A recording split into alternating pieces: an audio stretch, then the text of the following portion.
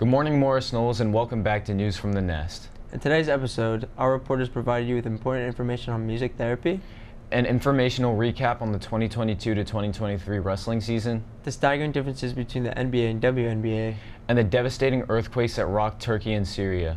I'm Loden Sherpa with my co-host Colin D'Angelillo, and we'll be back for more on these topics in just a moment.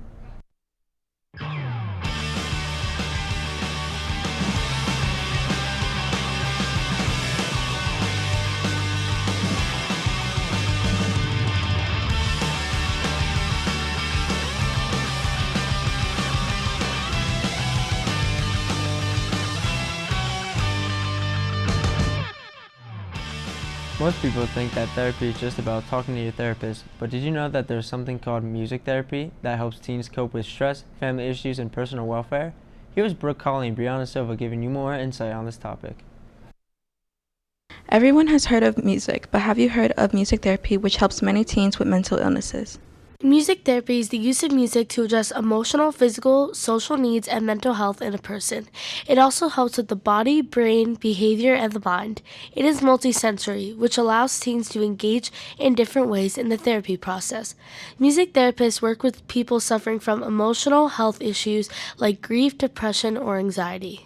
For therapists, music helps them connect with their patient and overall understand what their patient is feeling. There are two different processes in music therapy.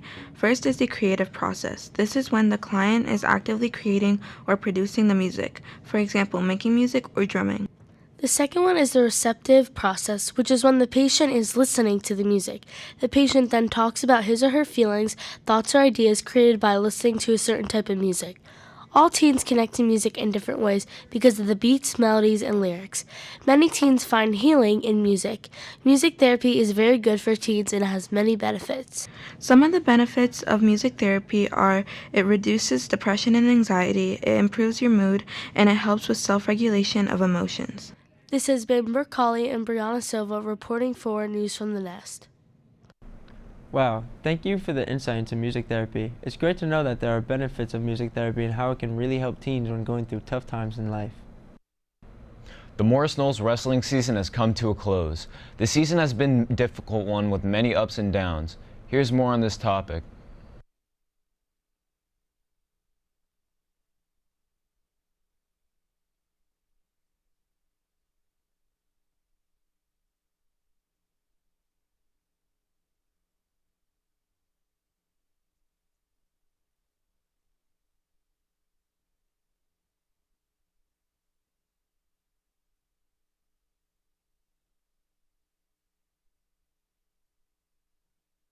The wrestling season is coming to an end, and we want to inform you all of the season that they had.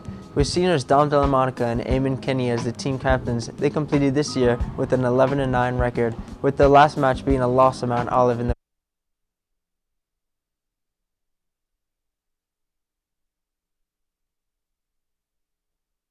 wrestling season is coming to an end, and we want to inform you all of the season that they had. With seniors Dom Delamonica and Eamon Kenny as the team captains, they completed this year with an 11-9 record, with the last match being a loss to Mount Olive in the final round of the NJSIAA tournament. The beginning of the season was a tough ride, with their first match against Moorestown being a win, but the next 5 were losses to West Essex, Sparta, West Morris, Delaware Valley, and Kittatinny. According to an interview done by the Daily Record with Coach Anthony Vasile, he stated, "We purposefully made our schedule hard at the beginning of the year so we would be battle ready. You could see this is the case with the first half of their season being pretty tough with the majority of losses. Fortunately, the team was able to spend the second half of their season winning most of the matches and even going on to win 5 matches in a row." Our team made it to the NJSIAA team tournament, but unfortunately lost to Mount Olive during the final round. This year's wrestling season showed great improvement from past years thanks to our enthusiastic varsity wrestlers, such as Dominic Delmonica, Anthony Forte, and Thomas Costello. If you've never been to one of our wrestling matches, get a couple buddies together and try it out. It's a great way to show support for your school and peers. We wish the wrestling team good luck next year. This has been Loden Sherpa and Colin D'Angelillo reporting for News from the Nest. I'll definitely be checking out a match when I get the chance for the next season, but the school year isn't over yet and the spring sports season has just started. Let's keep the MK spirit up and support our teams by getting to some games. There are many differences between the NBA and WNBA. The playoffs for the NBA are going on currently, with the WNBA set to begin their regular season in about a month. Many WNBA stars like Kelsey Plum, Liz Cambridge, and Brenna Stewart have spoken out about the WNBA being treated unfairly compared to the NBA. Here's Michael Safkin with more on this topic. The NBA and the WNBA have a lot of differences, but is there a better league? The WNBA was founded in April of 1996 by David Stern, who was the commissioner of the NBA from 1984 through 2014. The inaugural season was played in 1997 and unfortunately did not get the respect it deserved out of the gate. 8 teams were included in that original season, with the league now consisting of 12 teams, 6 in the Western Conference and 6 in the Eastern Conference. Unfortunately, the WNBA fan base is not nearly as large as the NBA fan base is, and this is evident in the coverage of games. Because of the smaller crowd sizes, TV coverage, and overall fan base, if you've ever played basketball with an official NBA basketball, then you'd immediately notice the size difference between that and a WNBA ball. An NBA basketball measures in at 29.5 inches, sometimes known as size 7, while the WNBA basketball is about an inch smaller, measuring in at 28.5, otherwise known as size 6. The size difference would make sense considering men and women typically have different hand sizes. Women's hands tend to be smaller than the men's equivalent, so having the ball size slightly smaller allows for better grip with smaller hands. When the league was first introduced, the WNBA would play 2 20-minute halves utilizing a 30-second shot clock. This has since been updated, and the WNBA now plays 4 10-minute quarters and has a 24-second shot clock. While the shot clock in both the WNBA and the NBA are 24 seconds, the NBA plays 12-minute quarters as opposed to the 10-minute quarters played in the WNBA. The age requirements for the two leagues are different as well. The NBA allows players to enter the draft when they are 19 years old and must also have at least 1 year of college experience. The WNBA requires players entering the draft to be at least 22 years old. In the NBA, the three-point line measures 23 feet and 9 inches at the top of the key and 22 feet in the corners. This is over a foot difference when compared to the WNBA. The WNBA three-point line measures 20 feet and 6 inches across the board. The average salary of a WNBA player is around $71,000, while the average NBA salary is $6.4 million. The WNBA averages around 17,000 attendees per game, while the NBA averages 18,000 in attendance. The TV viewership is a lot smaller in the WNBA, with around 280,000 viewers for the 2018 season, while the 2019 NBA Finals alone averaged 15.14 million. The NBA also brings in a lot more revenue over the course of a season, with around $7.4 billion compared to the 60 million that the WNBA brings in. Ticket prices for the NBA average around $90 per ticket, while the WNBA tickets cost around $18 on average. Team rosters. Team rosters are another difference between the NBA and the WNBA. A team may have a maximum of 15 players on its roster at any given moment in the NBA, while in the WNBA that number is limited to 12. The WNBA pays its athletes a median wage of $102,751 as of 2022. On the other side, NBA players make an average of $8.5 million. The WNBA earns a minimal fraction of what the NBA makes annually. Many people feel that the WNBA is being treated unfairly compared to the NBA. This has been Michael Safkan reporting for News from the Nest. There are so many differences between the WNBA and the NBA. Thank you for letting us know about the pay dispute between the two leagues. I hope the WNBA finally starts to get the recognition it deserves. Did you know that in February multiple earthquakes hit the Turkish border? The effect on these earthquakes left a long-lasting damage. This includes many deaths, people homeless, and more. Here's more information on this topic.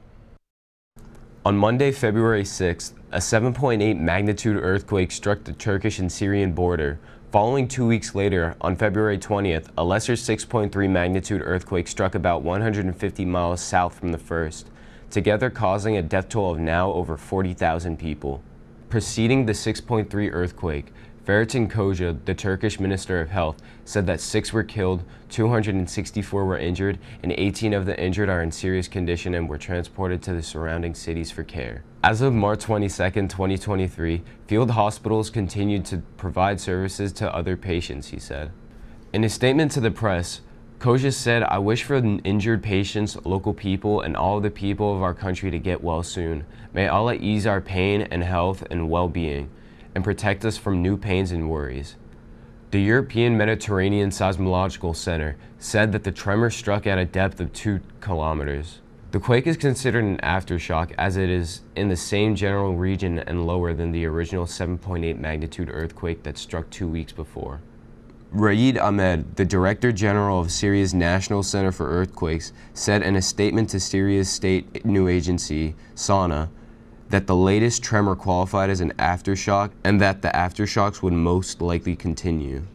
The first earthquake hit on February 6 with also rocked neighboring Syria, left more than 1 million homeless and killed far more than the latest official tally of 46,000 people in both countries. Turkish President Erdogan pledged to rebuild all housing in the disaster zone within a year, but the ambitious goal is now made even more difficult due to the even higher number of destroyed homes and rubble.